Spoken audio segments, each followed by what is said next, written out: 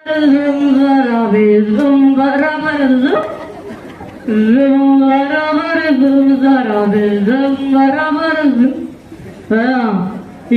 मेरा घर है, सब ठीक है। हाँ अरे ठीक है। प्रकाश जी माँ, अरे ओ प्रकाश जी माँ, देखो इस बोतल को देखो, ये घासली की दवा की बोतल है। इसने इतनी सोती बनाई है, इतनी सोती बनाई है, हमारे लिए समझदार है, सब बेवकूफ है, सब बेवकूफ है। अरे सब कहाँ से लगा है हमारे घर क्या? अरे छोटी बहन बार-बार दुकान जाना पड़ता है, इतनी सोती बनाई है कि बार बार दुकान जाना पड़ता है, बार बार दवाई लानी पड़ती है।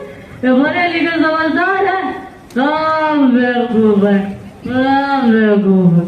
अरे सब कहाँ से गए? सब मर गए क्या? अरे को एक गिलास पानी तो पिलाओ। पिताजी पानी लीजिए। क्या पानी? हाँ बेटा, थोड़ी गाड़ी होगी, थोड़ा मिला के इसे अलगी कर लेता। पिताजी लीजिए, चाय पी लीजिए। पिताजी चाय पी लीजिए। नहीं बेटी, मेरी असली बेटी, मैं राय नहीं पीता। अगर तू राय अपनी माँ को पिला दे तो सारी काम करते करते रख गई होगी।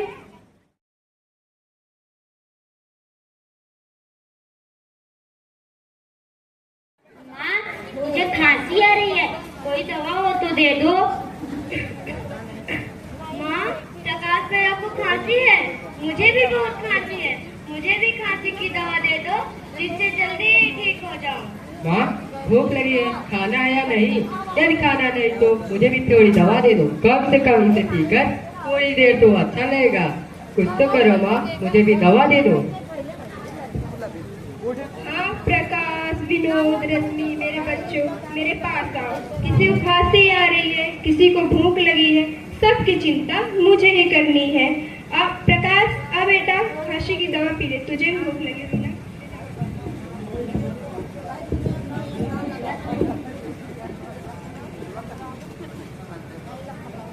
माँ, प्रकाश भैया को दवा दे रही हो, मुझे भी भूख लगी है और खांसी भी आ रही है। हाँ बेटी रश्मि, तुम भी दवा पी लो, एक साथ दवा पी लो ताकि सब कुछ एक साथ ठीक हो जाए। मैं भी परेशान हूँ, तुम भी परेशान हो, इस दवा से सारी परेशानियाँ मिट जाएंगी। मेरी रानी बेटी, ले तू भी दवा पी।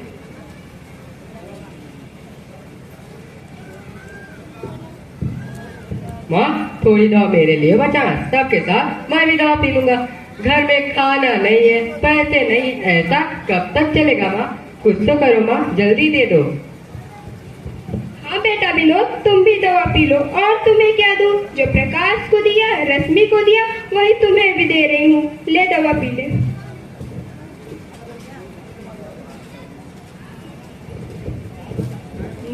माँ, मुझे चक्कर आ रहे हैं, मैं सो जाऊं? माँ, मुझे बहुत गहरी नींद आ रही है। माँ, मैं सो जाऊं?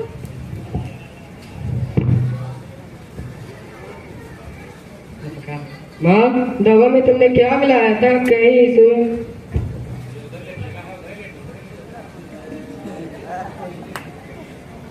मैंने क्या कर दिया? मैंने क्या कर दिया? मैंने अपने जीते जी क्या कर दिया? मैंने अपने जीते जी क्या कर दिया? अपने बच्चों को मैं मार डाली।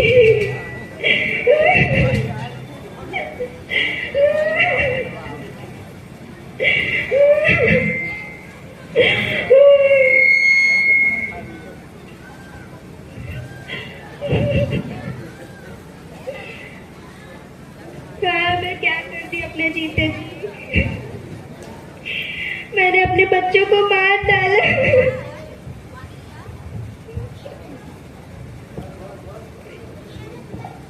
गीता दीदी, गीता दीदी, क्या कर रही हो दीदी? अरे विनोद को क्या हुआ है और तुम भी ऐसी गुमसुम हो, क्या बात है दीदी? सीता, अच्छा वो तुम आ गए, मुझे समझ में नहीं आ रहा है मैं क्या करूं।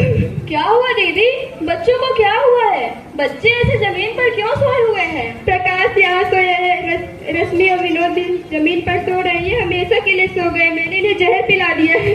जहर? बच्चों को जहर? यह तुम क्या कह रही हो गीता दीदी? मैं सच कह रही हूँ सीता बहन, मैंने अपने तीनों बच्चों को जहर पिला दिया है। रात दिन की परेशानी, बच्चों की परेशानी, मैंने इन सबसे छुटकारा पा लिया है। बच्चों से परेशानी, बच्चों से छुटकारा, यह तुम क्या कह रही हो गीता दीदी? अरे बच्चे तो आंखों के तारे होते हैं, अपने राज दुलारे होते हैं। भला बच्चों को कोई इस तरह जहर देता है क्या? सीता, तुम क्या समझोगी मेरी परेशानियों को, मजबूरियों? तुम नहीं समझोगी सीता बहन। फिर भी बताओ तो सही गीता बहन। ठीक है, बैठो, मैं अपनी परेशानी बताती हूँ। शादी होते ही एक के बाद एक 3 बच्चे, उनकी जरूरतें, उनकी मांग, एक मैं और एक मेरी सिलाई मशीन। रात दिन मेहनत करके मैं इनकी खर्च पूरी नहीं कर सकी। बहुत खर्चे इन सबके पढ़ाई लिखाई में। गीता बहन, कहते हैं जितनी चादर हो उसके हिसाब से अपना पैर फैलाना चाहिए। मैंने अपने चादर के हिसाब से इन तीनों को अलग कर दिया है, अपने से अलग, सबसे अलग। इन्हें जहर देकर हमेशा के लिए सुला दिया है। हाय दीदी, यह तुमने क्या किया? क्या ऐसे अपनी चादर बड़ी की जाती है? अरे तुम्हारा काम था एक सिरे से चादर को बुनना शुरू कर देती, साल, 2 साल, 5 साल बाद चादर खुद न खुद बड़ी हो जाती।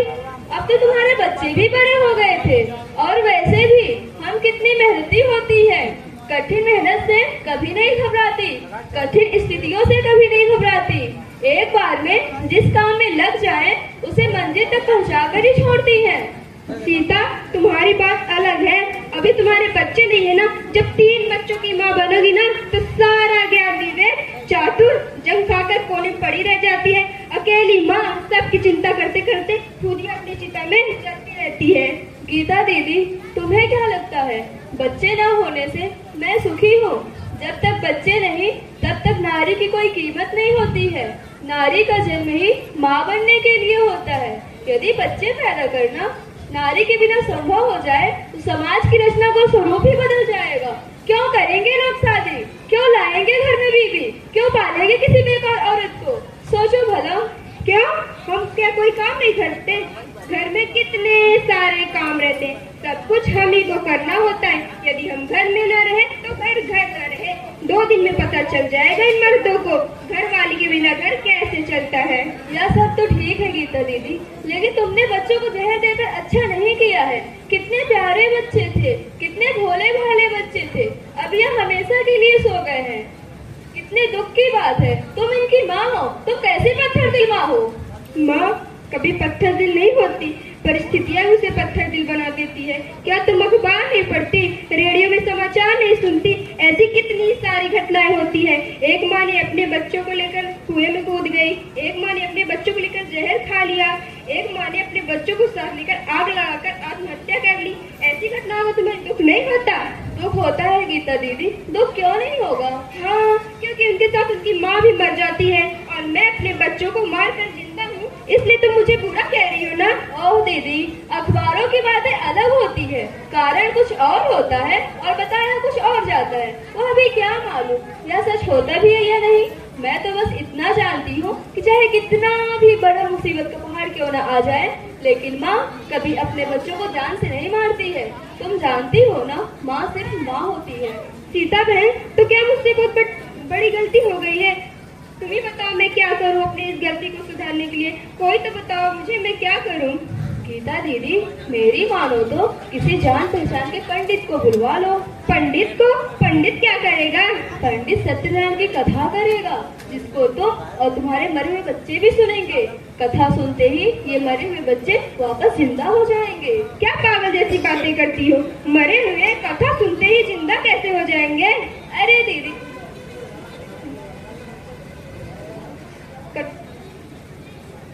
अरे दीदी, क्या तुमने पुरानी हिंदी फिल्में नहीं देखी?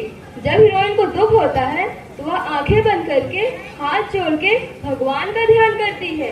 मिनट भर में उसका दुख दूर करने के लिए भगवान किसी न किसी रूप में आ जाते हैं। हाँ, पुरानी फिल्में मैंने भी देखा है और भगवान को आते भी देखा है, लेकिन तो सब पिक्चर में होता है, सच में नहीं होता है। दीदी, एक बार ऐसा करके तो देखो, जिनका मन सच्चा होता है भगवान उनकी जरूर सुनते हैं। ठीक ठीक है, कोशिश करती हूँ। कौन है, कौन है? गीता दीदी, मुझे तो लगता है साक्षात भगवान भिक्षु का वेश बनाकर आए हैं। अब तुम इन्हीं से सत्यनारायण की कथा करवा लो। अरे यह तो भिखारी है, रोज मेरे घर भीख मांगने आता है। गीता दीदी, भगवान कब किस रूप में आएंगे यह कोई नहीं जानता। तुम इन्हें भगवान ही मानो। जल्दी जाओ, इन्हें प्रणाम करो, इनके चरण धो और सत्यनारायण की कथा शुरू करवा दो।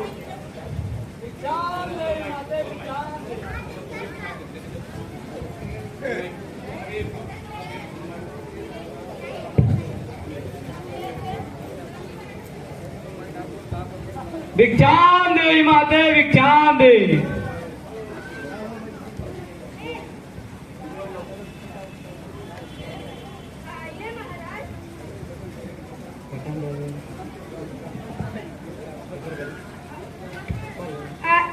आइए महाराज, मेरा प्रणाम स्वीकार कीजिए। कहिए क्या बात है, आज तो आप बहुत बड़ा सम्मान कर रही हैं। कुछ भिक्षा भी देंगी कि सिर्फ बातों से टरका देंगी? नहीं महाराज, ऐसा मत कहिए महाराज। महाराज, गीता बहन पर बहुत बड़ा संकट आ गया है, इन्हें संकट से उबारिए महाराज। महाराज, आप ईश्वर के रूप हैं, सत्यनारायण की कथा सुनाइए महाराज। सत्यनारायण कथा मैं नहीं जानता। मैं बीए पास हूँ, ग्रेजुएट हूँ, नौकरी नहीं मिली, इसीलिए मैं भिक्षा मांगता हूँ। मैं साधारण भिक्षु, आप मुझे भिक्षा दीजिए और नहीं तो कहिए मैं खुद ही चला जाता हूँ। रुकिए महाराज, महाराज हमें क्षमा करें, आप बस इतना बता दें, क्या आप एक ब्राह्मण हैं? हाँ, मैं ब्राह्मण हूँ, मेरे पूर्वज भी ब्राह्मण थे। आप मुझे ब्राह्मण मानो या ना मानो, मगर मैं ब्राह्मण हूँ, मैं भिक्षुक हूँ। महाराज, आप एक ब्राह्मण है, इससे बढ़कर हमें और क्या चाहिए? महाराज, आपके चरणों की धूल मात्र से ही दुनिया के सारे पाप धुल जाते हैं। हमारे पाप धोइए महाराज, हम पर कृपा कीजिए महाराज। किसी का पाप धोना आसान बात नहीं है, बहुत साबुन सोडा लगता है, आप समझे? महाराज, जो कुछ लगेगा हम सब देंगे, बस आप हाँ कह दीजिए महाराज, इनकार ना कीजिए महाराज। ठीक है, काम बताओ। महाराज, गीता बहन के बच्चे ऐसे सोए हैं कि उठते ही नहीं, बड़ी गहरी नींद में सो गए हैं। महाराज, इन्हें परीक्षा देना है, पढ़ाई करना है, पढ़ाई करेंगे तभी परीक्षा देंगे। घर के खर्च में माँ का हाथ बटाएंगे, घर की जिम्मेदारियों में माँ का हाथ बटाएंगे, मगर महाराज ये बच्चे सो गए हैं, उठते ही नहीं। इतनी सी बात है, आप सत्यनारायण कथा कराइए, सब ठीक हो जाएगा। जो जो सामान लगेगा वह सब मेरे सामने रखते जाइए। माते, आपके घर में गाय का गोबर हो तो लाइए।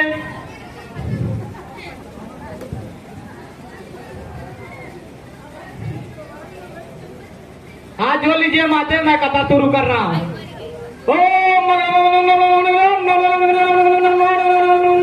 ऐसा करिए माते, यहाँ 100 किलो शुद्ध घी रखिए।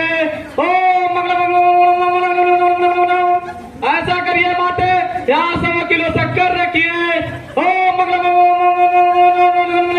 ऐसा करिए माते, यहाँ 100 किलो बासमती चावल रखिए।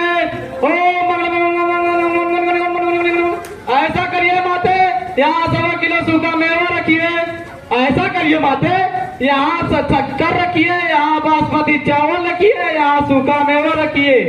ऐसा करिए माते, यहाँ 501 रुपए रखिए, यहाँ 100 रुपए रखिए, यहाँ 51 रुपए रखिए, यहाँ 11 रुपए रखिए। महाराज, ना ही तो मेरे घर में सामान है, ना ही रुपये तंगी कारण मैंने मेरे बच्चे सो गए हैं। मैं आपको कुछ भी नहीं दे सकती। कुछ भी नहीं दे सकती? सब कथा कैसे होगी? इन सब सामान की बिना कथा नहीं हो सकती। आप कहीं से भी इंतजाम कीजिए, कार्य करके लाइए, भीख मांग कर लाइए, उधार मांग कर लाइए, लेकिन कथा का सामान मंगवाइए। वैसे भी आपके ग्रह क्षेत्र ठीक नहीं चल रही है। राहु में केतु है, केतु में शनि है, शनि के साथ मंगल है, मंगल से ही अब मंगल है। आप रुपयों का इंतजाम कीजिए, तब तक मैं अखबार पढ़ लेता हूँ। गीता दीदी, मैं कहीं से रुपयों का इंतजाम करने की कोशिश करती हूँ, शायद कहीं से उधार रुपए मांग कर ला सकूँ। चलती हूँ बहन।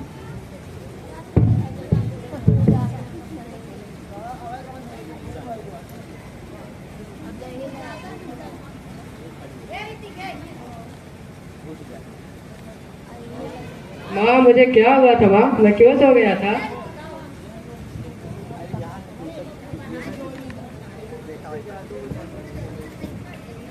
माँ मैं सो गया था, बहुत गहरी नींद आई। माँ मुझे बहुत गहरी नींद आ गई थी। माँ तुम कहाँ हो माँ? प्रकाश, विनोद, रश्मि, मेरे बच्चों, मेरे लाल हीरा मोती, जिंदा हो तुम? क्या हुआ माँ? तुम घबराए क्यों? हम जिंदा है, ऐसा क्यों कह रहे हो माँ? हम तो जिंदा ही है। बेटा मेरे लाल, मैंने तुम सबको खांसी की दवा में जहर मिलाकर पिला दिया था। जहर? अपने घर में जहर कहाँ है माँ? यह तुम्हारे पिताजी की खांसी की दवा है ना?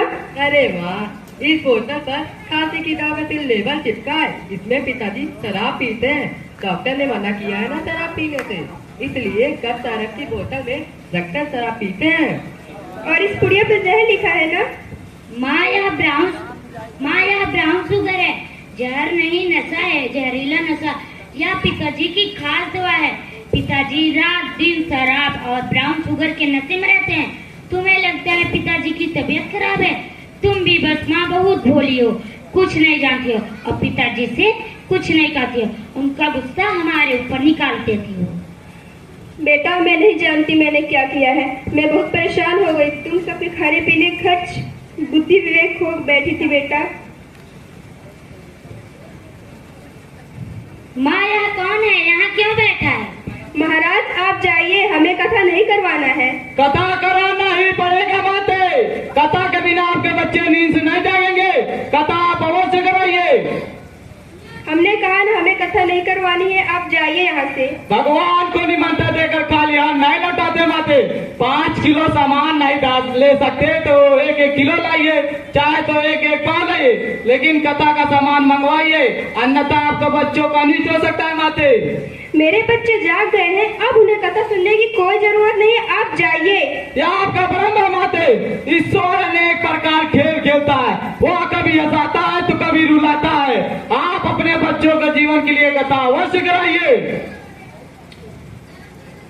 महाराज I say you get out. Hurry up, you get out. Okay S U like. अरे माँ, यह तो अंग्रेजी बोलता है, यह क्या करना पड़ेगा है? क्यों? क्या अंग्रेजी जानने वाले भगवान की कथा नहीं पढ़ सकते? पढ़े लिखे लोग बुद्धि और तर्क से सोचते हैं, वे बेवकूफ नहीं होते। वो अंधश्रद्धा और अंधभक्ति को अच्छी तरह समझते हैं। यह अंग्रेजी पढ़ा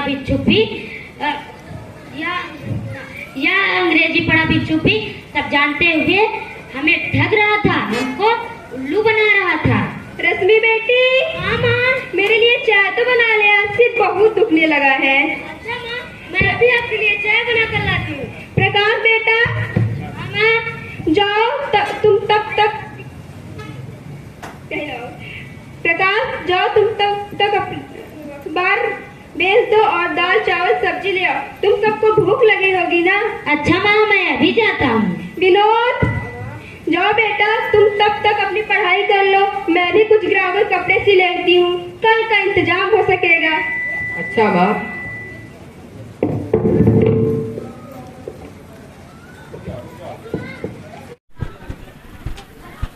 सीता। अच्छा सीता, तुम मेरी चिंता छोड़ो और अपनी चिंता करो।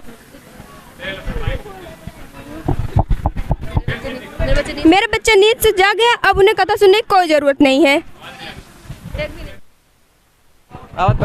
गीता दीदी, मैं बहुत शर्मिंदा हूँ, मैं तुम्हारे लिए कुछ भी इंतजाम न कर सकी। दीदी मेरी मानो तो घर का कोई सामान बेच दो और रुपयों का इंतजाम कर लो। बच्चों से बढ़कर कुछ भी नहीं होता है।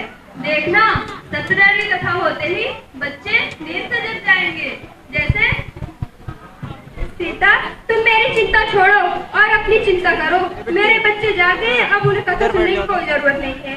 बच्चे जग गए हैं? बच्चे कहाँ चले गए गीता दीदी?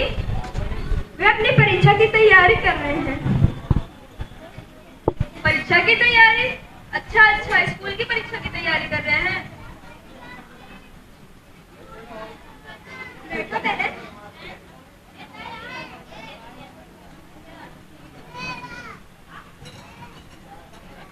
नमस्ते आंटी। खुश रहो बेटा, पढ़ाई पढ़ाई कैसी चल रही है? ठीक हूँ आंटी, पढ़ाई भी ठीक चल रही है। लीजिए चाय पी लीजिए।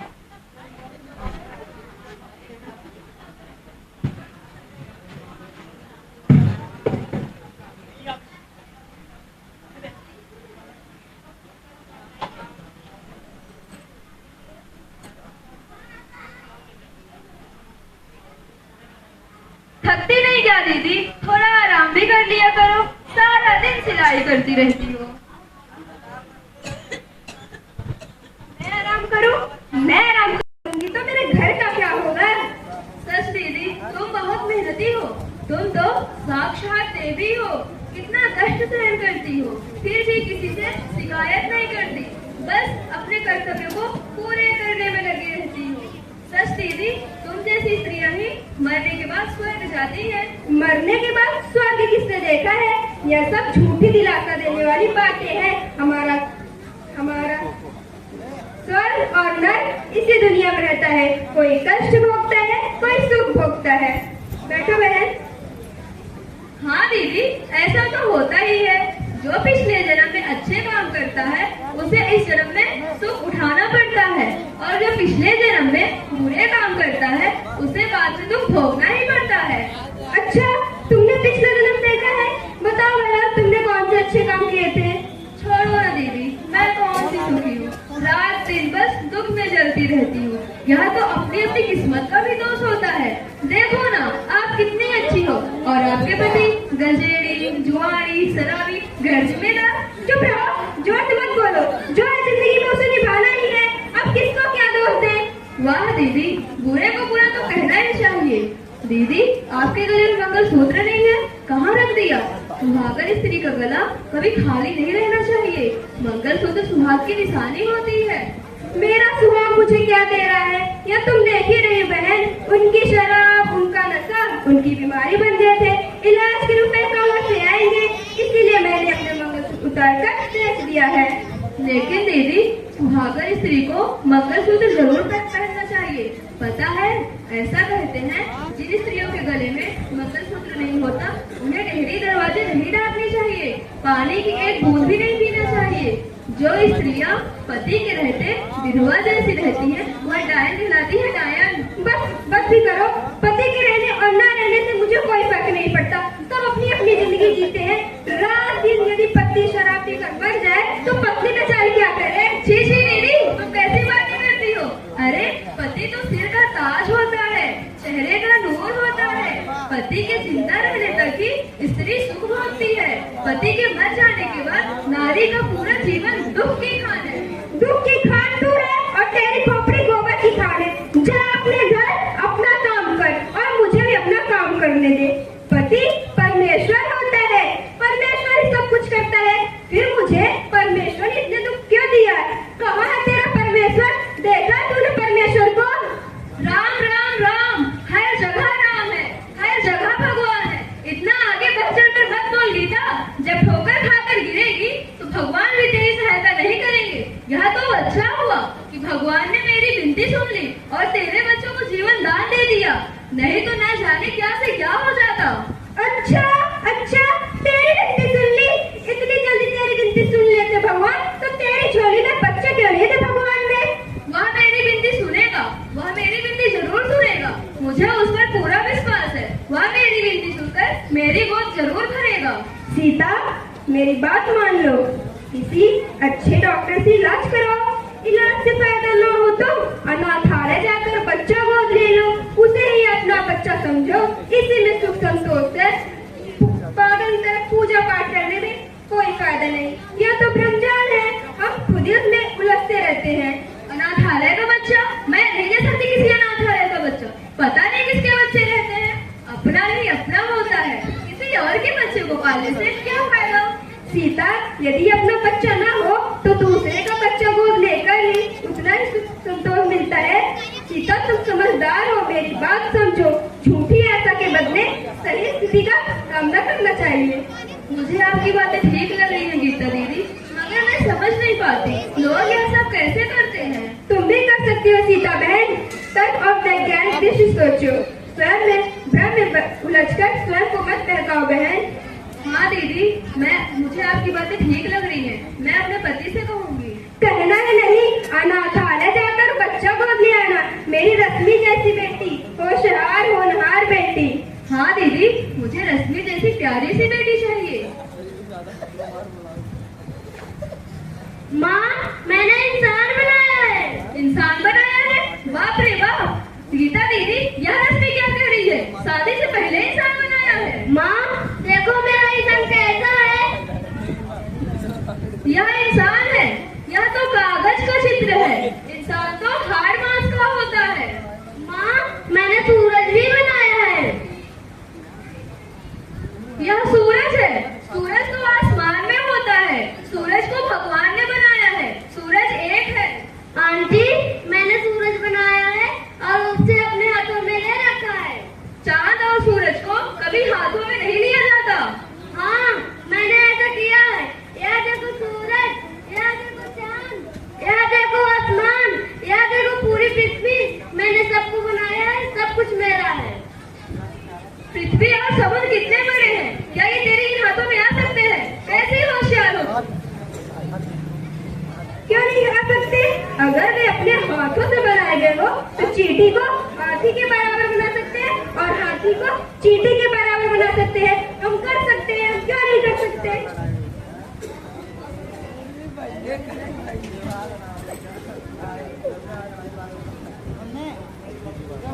लो माँ, मैं सामान ले आया। अब तुम जल्दी से खाना बना लो, बहुत भूख लगी है। अच्छा बेटा। नमस्ते आंटी। अरे रश्मि, क्या जादू कर रही हो? सब कुछ है भैया। इंसान, धरती, आकाश, चांद, सब कुछ बनाकर मैंने अपने हाथों में ले रखा है। अरे तू तो भगवान बन गई। तूने इन सबको बनाकर अपने हाथों में ले रखा है। मैं भगवान नहीं, मगर एक कलाकार जरूर बन गई हूँ। जानते हो भैया, सब मेरी पेंटिंग की प्रशंसा करते हैं। दिल्ली की आर्ट गैलरी में भेजने के लिए कहते हैं। देख लेना, लाखों की कीमत आकी जाएंगी मेरी पेंटिंग की। ये मूंग और मसूर की दाल सिलाई करके बच्चों का पेट पालने वाले के बच्चे लाखों की बातें करते हैं। देख लेना आंटी, हमारी रश्मि की पेंटिंग लाखों में बिकेगी। भूरे के भी दिन बदलते हैं। जब कचरा, कूड़ा, सोना जैसा कीमती हो सकता है, इंसान तो फिर इंसान है। उसके पास बुद्धि है, मेहनत है, लगन है। वह कुछ भी पा सकता है, सब कुछ पा सकता है। तुम लोगों की बातें मेरी समझ में नहीं आती है। देख लेना आंटी, एक दिन मैं बहुत बड़ी कलाकार बनूंगी और प्रकाश भैया बहुत बड़े साहित्यकार बनेंगे। और विनोद क्या बनेगा? वह तो रात दिन पढ़ाई।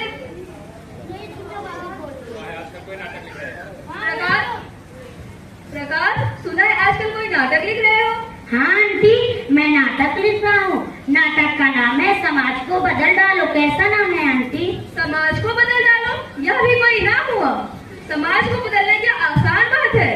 समाज को बदलने का तुम तेरे छोकरों का काम है। पर ऐसे एक ही बखार में चला है, नाटक लिखना है, समाज को बदल डालो। इसमें क्या गलत है आंटी? अरे नाटक के नाम होते हैं जैसे राजा हरिश्चंद्र, सत्यवान सावित्री, परशुराम का धनुष। नाटक तो राजा, महाराजा और भगवान पर लिखे जाते हैं। नाटक लिखना क्या सबके बस की बात होती है? नाटक तो बड़े बड़े संस्कृत के विद्वान लिखते हैं। तुझे क्या आता है? 2 दिन का छोकरा चला है नाटक लिखने। आंटी, अब वह जमाना गया जब नाटक राजा, महाराजा, महापुरुषों और भगवान पर लिखे जाते हैं। अब नाटकों में जनसाधारण के जीवन की समस्याओं पर विचार होते हैं। अब भगवान नहीं, इंसान पर नाटक लिखे जाते हैं आंटी। अरे वाह, तुम तो बहुत होशियार हो गए हो। तुम्हारी माँ सिखाती है क्या ये सारी बातें करना? यह सब तो ठीक है बेटा, मगर पहले अपने दाल रोटी का जुगाड़ करना सीख लो, फिर नाटक वाटक लिखते रहना। आंटी, दाल रोटी का जुगाड़ तो सभी करते हैं, मगर कलाकार, साहित्यकार कुछ ही लोग बन पाते हैं।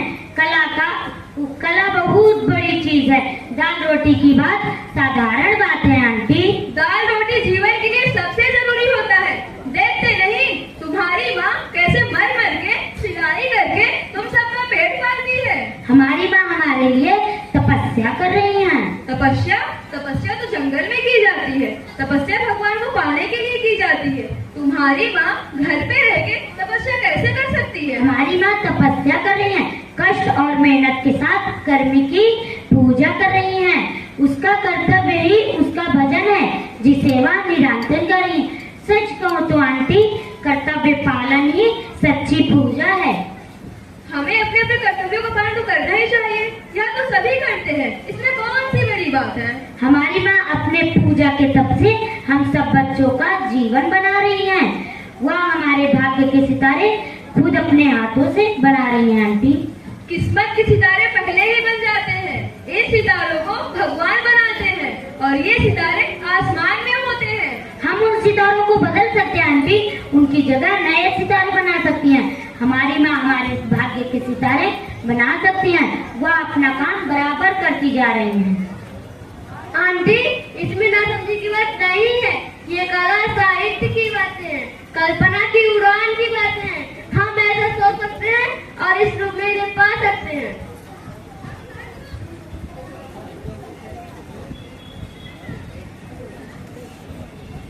तुम लोगों की बातें मेरी समझ में नहीं आती है। देख लेना आंटी, एक दिन मैं बहुत बड़ी कलाकार बनूंगी और प्रकाश भैया बहुत बड़े साहित्यकार बनेंगे।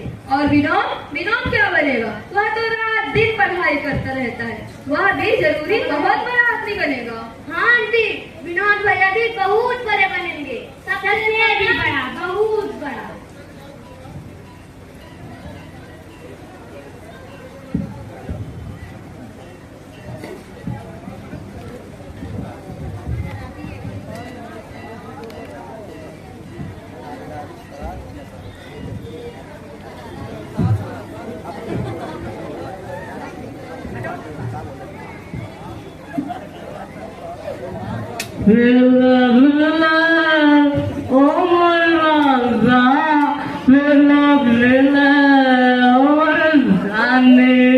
पिताजी आ गए,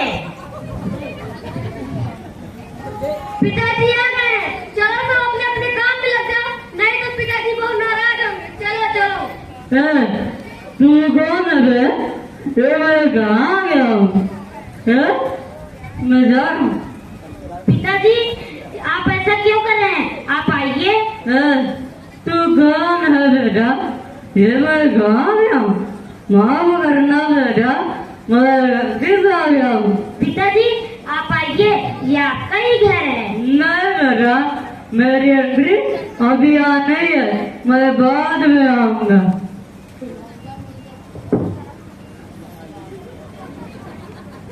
पहले अपने शराबी बाप को तो सुधार लो, फिर समाज को सुधारने की सोचते रहना। घर में ये हाल है और चले हैं कलाकार साहित्यकार बनने। दिया तले अंधेरा है, दुनिया में रोशनी करने की बातें करते हैं। घर में पूंजी भाग नहीं और बातें लाखों की लंबी चौड़ी।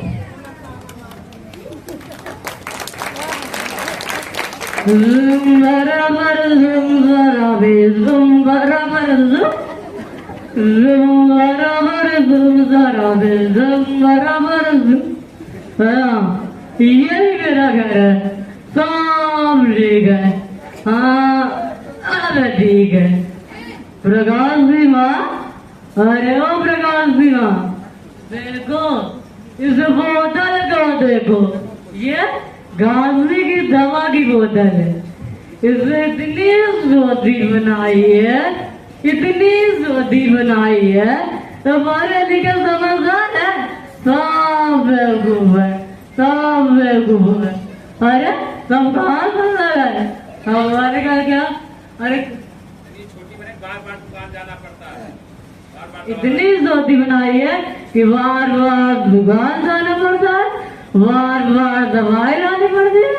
ये बड़े लिखे समझदार है, सब बेवकूफ है, सब बेवकूफ है। अरे सब कहाँ से गए? सब मर गए क्या? अरे को एक गिलास पानी तो पिलाओ। पिताजी पानी लीजिए। क्या पानी? हाँ बेटा, थोड़ी गाड़ी होगी, थोड़ा मिला के इसे अलगी कर लेता। पिताजी लीजिए, चाय पी लीजिए। पिताजी चाय पी लीजिए। नहीं बेटी, मेरी असली बेटी, मैं राय नहीं पीता। ऐसा कर तू राय अपनी माँ को पिला दे, तो सारी काम करते करते थक गई होगी।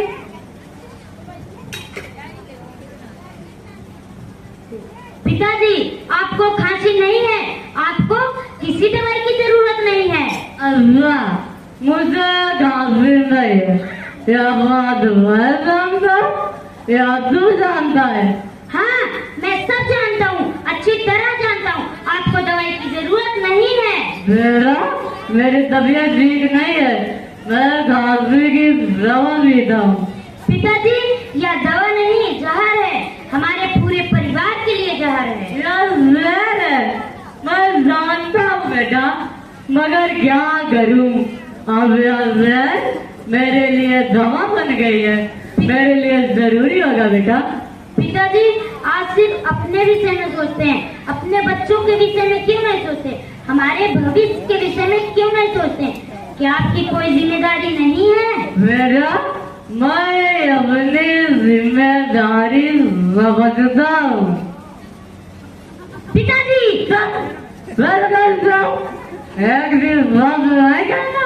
अरे मैं तेरा बाप हूँ, तू पढ़ाई कर, जाए ना कर, तू ज्यादा पकड़ पकड़ करेगा ना, मैं तुझे और तुम्हारी माँ को गाल में बहुत निकाल फेंकूंगा, ऐसे निकाल फेंकूंगा, ऐसे निकाल फेंकूंगा जैसे दाल में बड़ी मक्खी निकाल फेंकते हैं। पिताजी, आप ऐसा नहीं कर सकते, अब मैं यह सब नहीं चलने दूंगा। चलो क्या सुबह? मैं नहीं जाऊंगा। आप मुझे किताबें खरीदनी है, आप मुझे रुपए दीजिए, मैं किताबें खरीद कर पढ़ाई करूंगा। मेरे पास रुपए नहीं है, तू रुपए अपनी माँ से माँ, अरे वही तुझे स्कूल भेजती थी, वही तेरी पढ़ाई का खर्च उठाएगी। माँ सिलाई मशीन के सहारे कितना खर्चा उठा सकती हैं? क्या आपकी कोई जिम्मेदारी नहीं है? तू पढ़ाई कर, जाए ना कर, तू नौकरी कर, जाए मजदूरी कर, जो जाए वो कर, बस मुझे आराम करने दे बेटा, बस मुझे।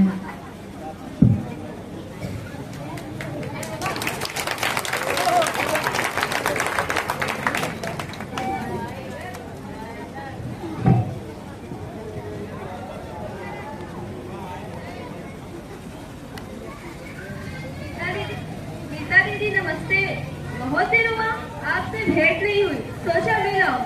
हाँ सीता, आओ बैठो। कैसा है तुम्हारा मुन्ना? अब तो काफी बड़ा हो गया होगा और शैतानी भी करता होगा। पता नहीं दीदी, उसकी मम्मी कौन है? सीता, अब तुम ही उसकी मम्मी हो। अपने दिल और दिमाग से उसे अपना बेटा मान लो, तभी वो तुम्हें असली बात समझ सकेगा। हाँ दीदी, अपना बेटा बनाने के लिए ही मैंने उसे गोद लिया है। देखो ना, कितने साल बीत गए, फिर भी मुझे बच्चा नहीं हुआ। सीता, अब इन बातों को भूल जाओ और भविष्य के बारे में सोचो। अपने मुन्ने को पढ़ा लिखा कर बड़ा साहब बनाना है ना। कैसे भूल जाओ दीदी? अच्छा तो बताओ, क्या तुम अपने पति की गैर जिम्मेदारियों को भूल गई हो? भूलना ही होगा सीता, जो बीत गया, जो बुरा था, जो अच्छा है उसे याद करके। मेरे पति अच्छे नहीं थे, शायद अच्छे बन जाए। मेरे बच्चे मेरा भविष्य है और वे देश का भविष्य है।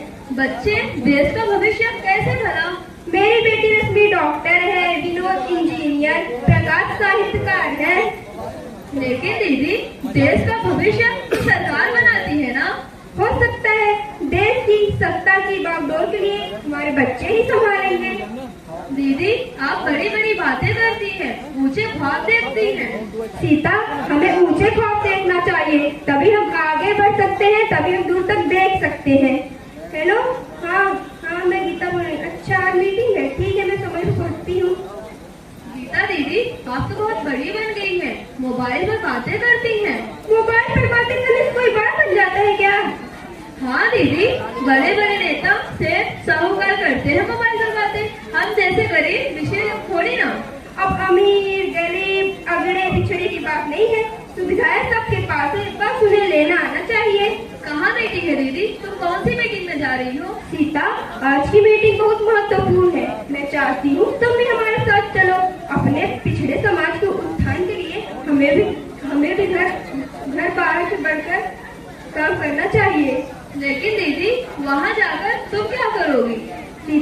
हम वहाँ जाकर बहुत बड़े कार्यक्रम का आयोजन कर रहे हैं। देश में चल रहे शोषण, अन्याय, अनाचार के विरुद्ध हमारे आम जनता हमारा साथ दे रही है। दीदी, हमारा नेता कौन है? हमारा नेता वही है जिनकी विचारधारा को लेकर हम चल रहे हैं, जिन्होंने समतावादी संविधान बनाकर हमें सम्मान से जीने का अधिकार दिलाया है, जिन्होंने पुरुषों को, महिलाओं को पुरुषों के बराबर सम्मान अधिकार दिलाकर हमें जीने का अधिकार दिलाया है।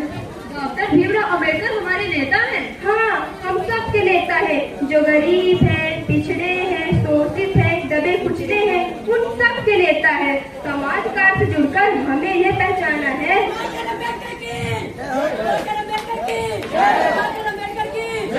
सभी लोग आ गए हैं। गीता दीदी, यहाँ मैं क्या देख रही हूँ? सीता, जो देख रही हो सच देख रही हो। लेकिन रामेश्वर, वहाँ शराबी तो मर गया था ना, वह वापस इस रूप में जिंदा कैसे हो गया? हाँ सीता, वहाँ शराबी मर चुका है, लेकिन रामेश्वर जिंदा है। उन्होंने शराब छोड़ दी है और वो डॉक्टर अम्बेडकरवादी के सक्रिय नेता बन गए हैं। लेकिन दीदी, तुम्हारा ये पहनावा, मैं तो तुम्हें अभी तक विधवा समझ रही थी। सीता, यह तुम्हारा धार्मिक अंधविश्वास है जो तुम्हें सच्चाई को देखने से रोकता है। खुली आंखों से देखो बहन, समय बहुत बदलता जा रहा है। लेकिन दीदी, रामेश्वर कैसे बदल गया? सीता, तुम नहीं जानती, मैंने इनकी आदतों से परेशान होकर इन्हें कानून के हाथों सौंप दिया था। कानून के हाथों? यानी कि पुलिस को? तुमने अपने पति को पुलिस के हाथों सौंप दिया था? हाँ बहन, इसमें गलत क्या है? जय भीम रामेश्वर भैया, जय भीम। चलिए, देर हो रही है, सभी लोग आ गए हैं, हमें भी अब चलना चाहिए। डॉक्टर